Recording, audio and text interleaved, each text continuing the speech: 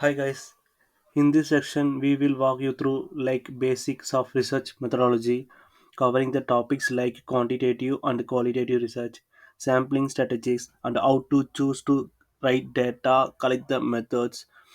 So the overall to understand the research methodology concept everything. So if you're ready to learn, hit the subscribe button and let's move. So, why research is important from allied and medical? Let's understand the relevance of the research is clinical practice and professional career. So, first thing, clinical practice is the three essential elements. First is individual clinical.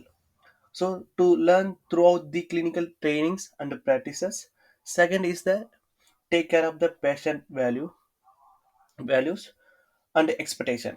Usually, the interaction between the patient and the family society. Learn through patient to interactions. Okay. So, third is the best external evidence. The best way to do is learning the engaging. These three element in the clinical practice of ecosystem. Next is the professional career. The professional career's point of view, first is the individual practice and towards the working on corporate hospital, and third is the teaching institute. The research is the mandatory of integral part of the practice in the settings. So thank you so much for watching this video. We will update next videos. Thank you.